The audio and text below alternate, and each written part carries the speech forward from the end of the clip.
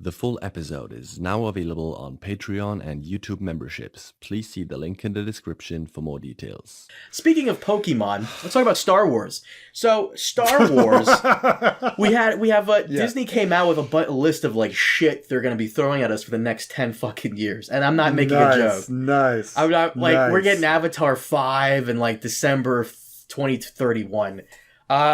What's that? Really? That's on their Disney list? I think, yeah. There's a list here. We're getting Avatar 3 in 2025.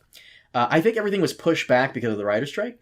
Avatar 4, 2029, and Avatar 5 in 2031.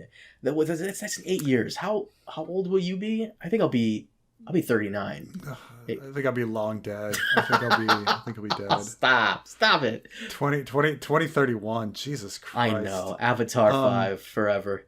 And the one thing I noticed here in regards to Star Wars is they announced Star Wars May 22nd, 2026, and then Star Wars December 18th, 2026 as well. We're getting 2 Star Wars movies in one fucking year? What is this, Marvel now?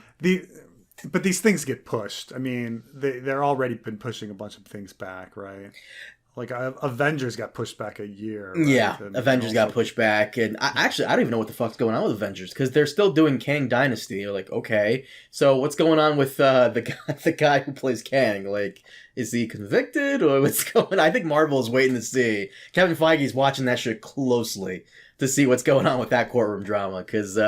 Yeah, I think they're waiting because we also have Blade on the way, which I'm excited for. Blade in 2025 and Fantastic Four, which is super cool, and Captain America, Deadpool 3 next year, awesome. So wait, wait. Oh, I see. So he got some. Jonathan Majors got some assault. You didn't hear about this? I guess I did, but the problem is that like. Every star of every superhero movie seems to have some assault charges against them that I get them all fucking confused. Okay. There's only one guy you need to know right now. That's like honestly, at least like Marvel is somewhat doing something about like these guys because the villain, I forgot the man's name, but the villain from Black Panther 2, like he's got some stuff on him now. Jonathan Majors a while ago. The one menace to society everybody really needs to watch out for is Ezra Miller, fucking cult leader Ezra Miller, who out there choking people like. Ezra Miller's a menace. Oh my god! I just saw a picture of him like showing up to like his premiere and just like his freaking guru haircut and oh my god, it was just he something needs to be done. Something needs to be done. I actually watched a bit of The Flash and fuck, that movie was I actually did like The Flash. It's actually pretty cool. I mean, how could you not? It's got Michael Keaton and a few other co-stars actually. A few other interesting cameos. I won't spoil for anybody, but if you've ever listened to the Kevin Smith story about Superman, you'll be pleasantly surprised. That's all I'll say. Yeah. You it's so funny. I can't believe it's all like coming together. You know that Michael Keaton's his real name is Michael Douglas? What? No, you're lying. Yeah. Let me look at this. Michael Keaton's real name is Michael Douglas, who of course is Ant-Man, or the original Ant-Man, right? But he in when you're in SAG, you can't like pick the same. You can't have the same name. So like, for instance, Michael J. Fox's real name, his middle name doesn't start with a J. It's like Michael Aaron Fox. Like but there was already a Michael Fox and a Michael A. Fox, so he had to be Michael J. Fox, even though his name's Michael Fox. Holy Michael shit! A. Fox. I've never known this. Michael John Douglas. Yeah. Wow. Known professionally as Michael Keaton, is an American. What? Mm-hmm. Right. So he chose the last name because Diane Keaton was really popular at the time, and I think Diane Keaton chose the last name because of Buster Keaton. So, like, I don't even think Diane Keaton's real name is Diane Keaton.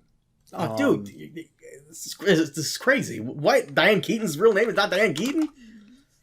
Yeah, she's Diane Hall. What is going on? What is happening? Yeah.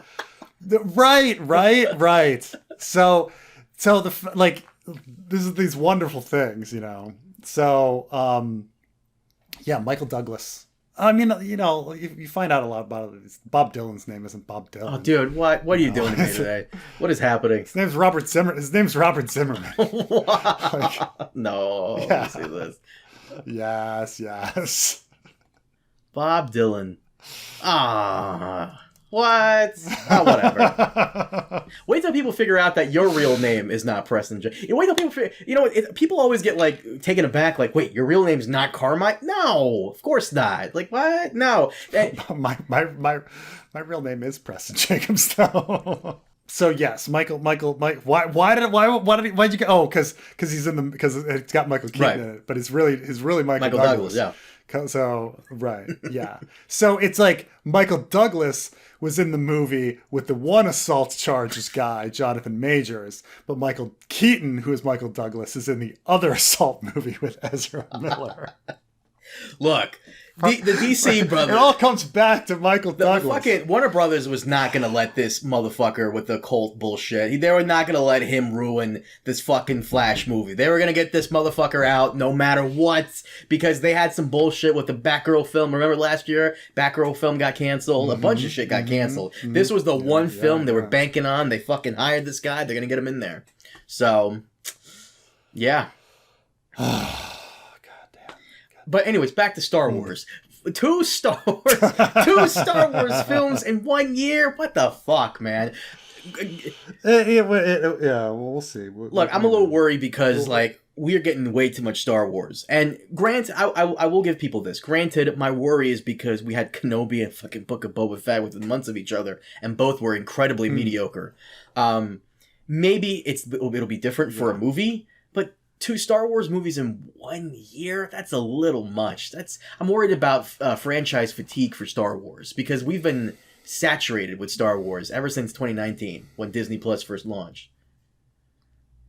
Yeah. I mean, people talk about these like fatigue worries. I just think that like if something's well written, it's well written, and that's it. Like, I understand, like, fatigue, like, that affects, like, who's willing to go out to see the movie and all of that. But, and I'm sure ticket sales people think about that. But I guess the only thing I really care about is whether something has, is good writing and is put together well. And so when I think, like, at the height of, like, Star Wars shows getting thrown at us, all right, we had Andor. Just, like, slipped in there. The thing that I thought was going to be horrible. And then it was so good. And so in the middle of all of that crap, you can have good stuff. Of course. It's just a good writer and put it together. So I think, various things. Yeah. So I don't know if fatigue is really even a thing. It's just, independently, is something good or not? You say that now, but like honestly, I've had a franchise fatigue over quite a few franchises actually that I have not gone back to. Some of them video game franchises like Call of Duty. Some of them, I haven't really. I mean, Walking Dead stopped being good. Yeah. I mean, I understand like franchise fatigue with Walking Dead, but Walking Dead like wasn't freaking good. I think even like Law and Order, when we were like saturated with Law and Order, was Law and Order good at the time? I don't know. I think it was maybe just all kind of mediocre. But I think people would argue that like at the height of Law and Order franchise fatigue, SVU was really good, but the rest of them were kind of crappy. It's funny you say that. They came out with a new Law and Order. It's like organized crime with Christopher Maloney, who he was Elliot Stabler. In SVU. And I mean, I feel franchise fatigue over The Simpsons. I haven't seen like a Simpsons episode in years. Family Guy, I used to love Family Guy, the old school episodes from earlier seasons. Now I just I'm good. American Dad, no thank you. Like a lot of these older shows that like keep going on forever and ever, like I'm good. They have to end eventually, but the franchise just keeps going and they just keep wanting to milk it. By the way, I also sent it to you here. IGN reported that Andor Season 1 supposedly had a budget of over $200 million. And I think I speak for both you and I when I say incredible. Money well spent. Money well spent. Man, that's incredibly expensive. Oh, yeah. Incredibly expensive. Because it was 12 episodes. I think it was 10. Or was it 10? 10 or 11, something like that. So, is that more than the later seasons of Game of Thrones? Yeah. Didn't the later seasons of Game of Thrones, weren't they like 10 million an episode? Yes, they actually were. So this comes out to 25 million an So episode. no, I'm sorry. This Andor had 12 episodes. 12, yeah, okay. But still, that's still 20 million. Still a lot of it's a lot of money to bank off a character from a fucking like a secondary character, a supporting character actually from a very interesting. A lot of people say they love Rogue One. Of the sequel trilogy era of movies, yeah, Rogue One is the best. Like when you compare it to Solo and the Force Awakens. I mean, when you compare it to the rest of them, when you compare it to like the sequel trilogy and the prequel trilogy, and so what's funny is that Solo might be the second best. I mean, some people would probably say Force Awakens, but I don't think Force Awakens is very good, and some people might say Last Jedi even, but because some people love them some Last Jedi, but and some people really like Revenge of the Sith, but man, there's a lot of duds. But yeah, I guess Rogue One was okay. I'm convinced. I'm convinced people only like Last Jedi to be contrarians to the people who fucking hate Last Jedi. And there are a lot of people that hate Last Jedi, but I'm convinced. Like, I understand if you think it's an okay film, that's fine. But love it? Like, would you fucking ride or die for Last Jedi? I don't. Now you're being a goddamn contrarian. I don't. I mean, you. it's. I mean, I appreciate the boldness of it. Oh yeah. I do, but it still also has Princess Leia flying through space. So it's like, what are you supposed to do? As that Canto Bite bullshit, that whole thing that did not amount to anything in the end. I'll give you this. I respect what Rian Johnson tried to do, but let me get the fuck off Last Jedi, because this is we've already discussed this ad nauseum. Yeah, I get it, and I understand that Rian Johnson is one of the best filmmakers alive today. I'm not going to even. I'm going to say that about him too. But he's that movie's weird. It's a weird movie. I'm not saying it's the worst thing. I'm not saying it's the best thing. I'm saying it's a weird movie. Thing that exists. Before we get off the Star Wars stuff, so someone sent me this rumor from a YouTuber by the name of Grace Randolph. According to her. Apparently, rumors from Hollywood insiders suggest that if Indiana Jones bombs, there's a high chance that Kathleen Kennedy will either be removed or her contract will not be renewed. Look, I'll give you this. There have been rumors about what's this woman's name again? Grace Randolph. She is a YouTuber and a comic book writer. And I compared her to the Diet Coke female version of Nerdrotic, where maybe not Nerdrotic, Doom Clock, the guy with the mask, I think that's his name, where like she'll just spout random. You don't want to say she's that racist. I don't know her well enough, but like I don't know her well enough to say that. I've never seen any of her videos, but from her Wikipedia page, it seems like she has a history of like spouting random bullshit that she may have heard from like a random person on Discord who swears he worked behind the scenes. And she apparently has a very contentious relationship with James Gunn. At one point, she swore up and down that early screenings for Peacemaker indicated that the audience did not like it, which would be further from the truth. On Rotten Tomatoes, critics gave it an 89%. The audience gave it a 94%. People were head over heels for Peacemaker. She was the person who said that Pedro Pascal quit mid-second season of Mandalorian, which once again turned out to be not true. Like she just has like a history of a lot of like random things she likes to say, probably for clickbait. Yeah. I don't know. I don't know this person. Oh, I mean her channel, I'm looking at it now, is 100% clickbait. I mean, it's not so baity as like the racist sexist ones with like whatever ghetto versions of orcs to like racist bait shit like that. But, you know, she has a Mr. Beast. She has a weird Mr. Beast face in like every picture, you know, to try to get people's like attention, Right. that kind of stuff. You know, it's stuff like that.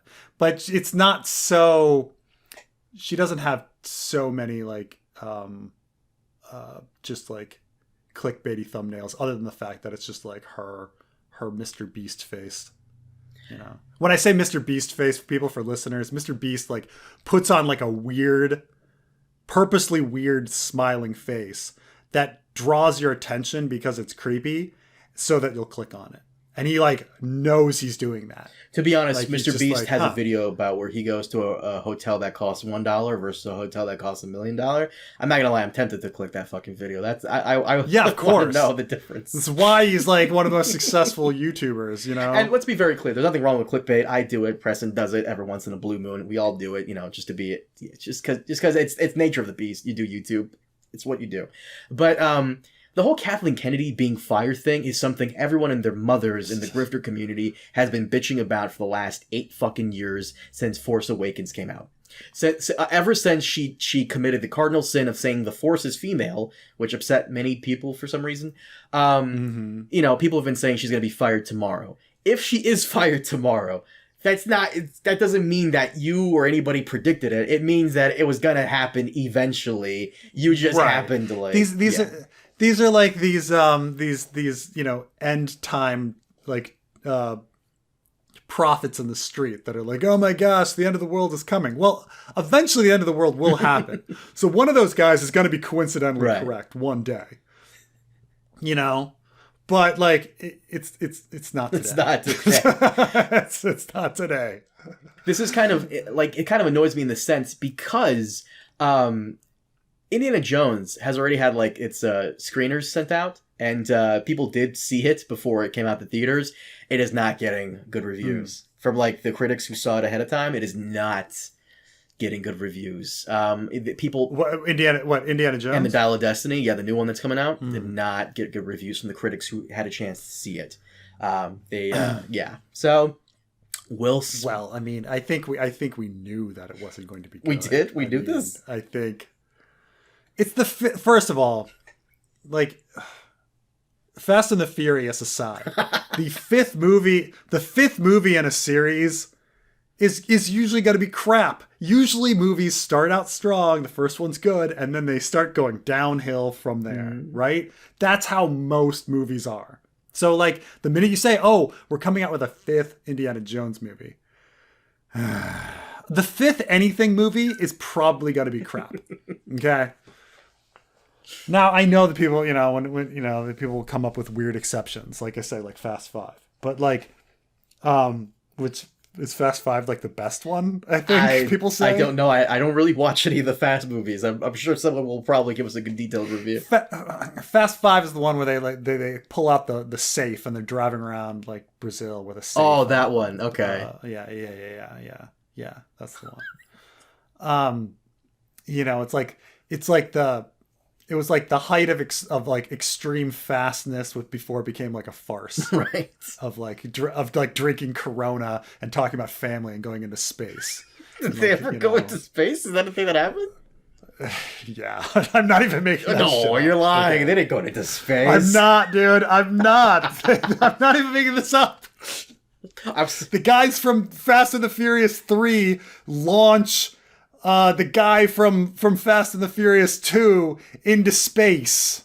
Oh shit, I gotta watch this now. Okay, now you've piqued my interest. I gotta watch this bullshit. I'm sorry, continue. I'm sorry. Okay, yeah. Anyway, so in general, like, of course, Indiana Jones and the Dial of Destiny is going to be bad. Of course it is. The last one was horrible. You think it's going to get better? You know? I remember watching our teacher put on The Last Crusade. Our teacher, when I was in like 4th, 5th grade, our teacher put on The Last Crusade. It was a really cool movie. I really liked it. I'm like, okay, like the perfect trilogy.